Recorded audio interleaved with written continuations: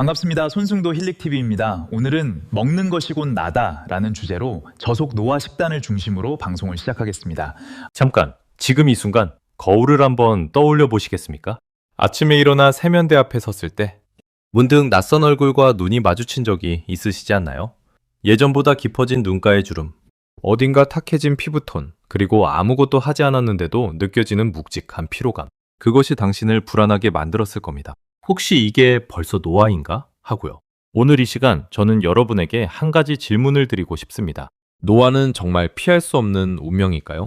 아니면 우리가 매일 선택하는 밥상이 그 속도를 결정하고 있는 것일까요? 현대의학과 영양과학이 공통적으로 밝히고 있는 사실이 있습니다. 인간의 생물학적 노화 속도는 유전자보다 생활 습관에 의해 더 강하게 결정된다는 것입니다. 특히 우리가 하루 3번 반복하는 먹는 행위가 세포 수준에서 노화를 가속하거나 혹은 늦추는 핵심 열쇠라는 사실이 점점 더 분명해지고 있습니다. 저속 노화, 슬로우 에이징. 이 단어는 단순히 천천히 늙는 것을 의미하지 않습니다. 그것은 매 순간 살아있는 세포들이 최적의 상태로 기능하도록 돕는 생명 철학입니다. 오늘 이 대본을 따라가시다 보면 여러분의 식탁이 단순한 식사 공간이 아니라 치유와 회복이 일어나는 신성한 공간으로 다시 보이기 시작할 것입니다. 자, 이제 함께 시작해 볼까요? 혈당 스파이크와 세포의 비명. 여러분, 혈당 스파이크라는 말을 들어보셨습니까? 흰 쌀밥 한 공기, 달콤한 커피 한 잔, 빵 한 조각을 먹고 나서 혈당이 급격히 치솟는 현상을 말합니다. 이것이 왜 문제냐고요?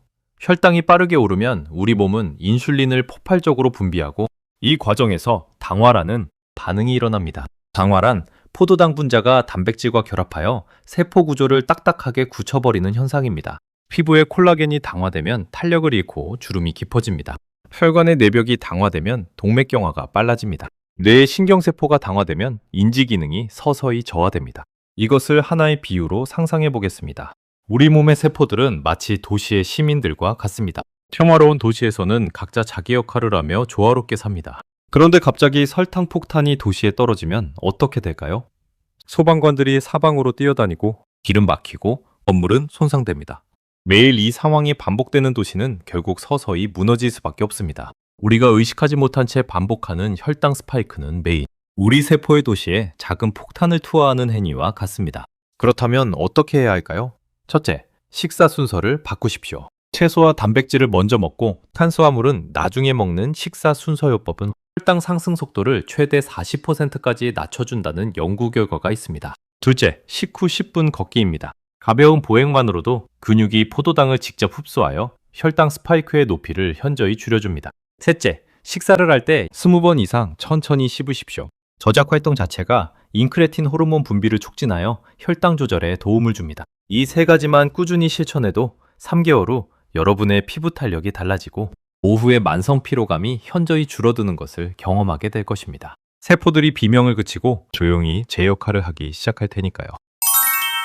채우기보다 비우는 식사의 철학. 현대 영양학에서 자가포식이라는 개념이 주목받고 있습니다. 2016년 노벨 생리의학상을 받은 오수미 요시노리 교수가 밝혀낸 이 현상은 세포가 스스로 낡고 손상된 구조물을 분해하여 재활용하는 과정입니다. 쉽게 말하면 몸 안에서 자동으로 청소와 재건이 이루어지는 것입니다. 그리고 이 자가포식은 배가 어느 정도 비워졌을 때, 즉 공복 상태에서 가장 활발하게 일어납니다. 불교에서는 오래전부터 공의지혜를 가르쳐 왔습니다. 그릇이 비어 있어야 새 것을 담을 수 있다고요. 선방에서 수행하는 스님들이 하루 2끼 혹은 소식을 원칙으로 삼는 데는 단순히 금욕적 이유만이 있는 것이 아닙니다. 비워야 비로소 채워진다는 지혜가 이미 세포 생물학적으로도 증명된 것입니다. 우리는 너무 오랫동안 더 많이 먹어야 더 건강해진다는 푸뇨의 문화 속에서 살아왔습니다. 그러나 진정한 생명력은 채움이 아니라 비움에서 시작됩니다. 소크라테스는 말했습니다. 나는 얼마나 많은 것들이 없어도 잘 살 수 있는지 알게 되었을 때 비로소 자유로워졌다 라고. 식탁 앞에서도 마찬가지입니다. 배가 80% 찼을 때 젓가락을 내려놓는 용기. 그것이 세포에게 주는 가장 위대한 선물입니다. 간헐적 공복을 실천해 보십시오. 하루 중 음식을 먹는 시간을 8시간에서 10시간으로 제한하는 시간 제한. 시기는 자가포식을 촉진하는 가장 현실적인 방법입니다. 예를 들어 오전 9시에 첫 식사를 하고 오후 7시 이후로는 물과 허브차만 마시는 패턴입니다. 처음에는 허기질 수 있습니다. 하지만 그 허기는 세포가 스스로를 청소하고 있다는 신호라고 생각해 보십시오. 고통이 아니라 회복의 감각으로요. 이 공복의 리듬을 4주간 꾸준히 실천한 사람들은 수면의 질이 개선되고 아침에 일어날 때의 피로감이 줄어들며 소화기관의 묵직함이 사라지는 것을 경험합니다. 몸이 스스로를 정화하는 능력을 되찾기 시작하기 때문입니다. 저속노화 식단의 핵심 전략. 저속노화 식단의 핵심을 한 단어로 표현한다면 혈당지수, GI가 낮고 영양 밀도가 높은 식품의 조합입니다. 그 대표 주자가 바로 렌틸콩과 잡곡입니다. 렌틸콩의 혈당지수는 약 20%, 흰쌀밥 GI 72의 절반 이하입니다. 여기에 더해 렌틸콩 100g에는 식물성 단백질 9g, 식이섬유 8g, 엽산, 철분, 마그네슘이 풍부하게 들어있습니다. 잡곡은 또 어떻습니까? 현미, 귀리, 기장, 수수, 보리의 혼합은 장내 미생물에게 다양한 먹이를 제공하여 마이크로바이옴의 다양성을 높입니다. 장 건강이 곧 면역력이자 정신 건강이라는 사실이 최근 10년간의 연구에서 거듭 확인되고 있습니다. 렌틸콩은 인류에게 가장 오래된 식량 중 하나입니다. 메소포타미아 문명에서 이집트의 파라오 시대에서 인도의 아유르베다 의학에서 수천 년 동안 사람들은 이 작은 콩 하나에 생명의 에너지를 담아왔습니다. 화려하지 않고 소박하지만 그 작은 씨앗 하나에 싹을 틔울 생명의 설계도가 온전히 담겨 있습니다. 어쩌면 저속노화의 비밀은 멀리 있지 않습니다. 우리 조상들이 수천 년 동안 먹어온 그 소박하고 정직한 식재료들 안에 이미 답이 있었던 것입니다. 렌틸콩 잡곡밥 레시피를 소개합니다. 현미 60%, 귀리 20%, 렌틸콩 20%의 비율로 섞어 밥을 지어보십시오. 처음에는 식감이 낯설 수 있습니다. 하지만 1~2주 지나면 이 묵직하고 고소한 맛이 몸에 익어 오히려 흰쌀밥이 텅 빈 것처럼 느껴지기 시작합니다. 렌틸콩은 따로 불리지 않아도 되고 밥솥에 함께 넣어 취사 버튼만 누르면 됩니다. 여기에 나물 반찬과 된장국을 곁들이면 한 끼의 영양 완성도가 극적으로 높아집니다. 또한 올리브오일, 아보카도, 들기름과 같은 불포화 지방산을 매일 한두 숟갈 식사에 더하십시오. 이 지방들은 세포막을 유연하게 유지시켜 세포가 영양소를 흡수하고 노폐물을 내보내는 능력을 보존합니다. 세포막이 건강해야 세포가 젊습니다. 이 식단을 8주간 실천한 사람들에게서는 공복 혈당 수치의 정상화, 콜레스테롤 수치 개선, 그리고 체감 에너지 수준의 향상이 보고됩니다. 무엇보다 배가 오래 차 있어서 불필요한 간식을 찾는 욕구 자체가 줄어드는 것을 경험하게 됩니다. 뇌 건강과 노화의 상관관계. 우리는 흔히 노화를 피부나 관절의 문제로 생각합니다. 하지만 가장 먼저 그리고 가장 조용하게 노화가 시작되는 곳은 바로 뇌입니다. 뇌의 해마는 기억과 학습을 담당하는 구조물인데 완성적인 혈당 불안정, 염증성 식이, 장내 미생물 불균형이 지속되면 해마의 신경세포 재생이 억제됩니다. 반면 오메가3 지방산이 풍부한 식사, 폴리페놀이 많은 채소와 과일, 그리고 발효식품은 BDNF의 분비를 촉진합니다.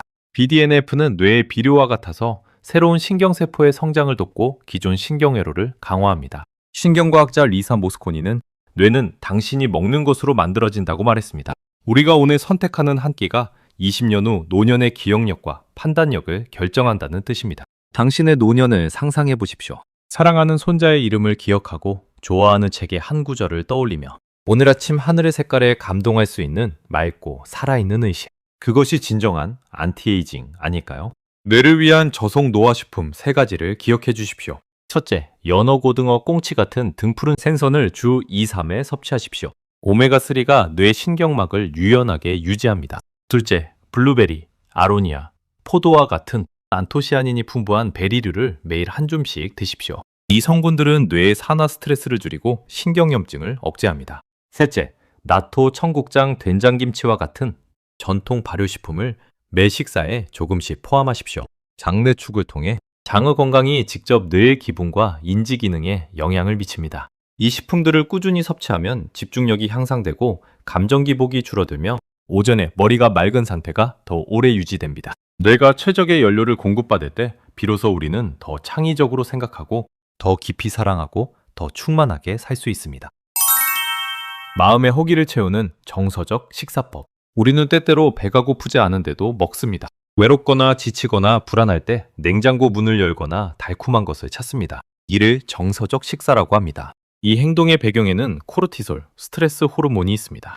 만성 스트레스는 코르티솔을 지속적으로 상승시켜 고칼로리 고당분 식품에 대한 욕구를 강화하고 이것이 혈당 스파이크와 염증을 유발하는 악순환으로 이어집니다. 마음의 허기를 음식으로 채울 수는 없습니다. 그것은 마치 갈증을 모래로 해결하려는 것과 같습니다. 진정으로 우리가 배고픈 것은 인정, 연결, 의미, 그리고 안정감일지 모릅니다. 독일의 철학자 루트비 포이어바우는 인간은 그가 먹는 것이다 라고 말했습니다. 그렇다면 나는 지금 무엇을 채우기 위해 먹고 있는지 스스로에게 물어보는 것. 그것이 정서적 식사의 첫 번째 해독제입니다. 식사 전 333 호흡법을 실천해 보십시오. 3초 들이쉬고, 3초 멈추고, 3초 내쉬는 것을 3번 반복하십시오. 이 짧은 호흡만으로도 부교감 신경이 활성화되어 음식을 향한 충동이 가라앉고 소화 효소 분비가 준비됩니다. 또한 식사 전 이 음식이 내 몸의 어느 세포를 먹이는가 라고 단 한 번만 생각해 보십시오.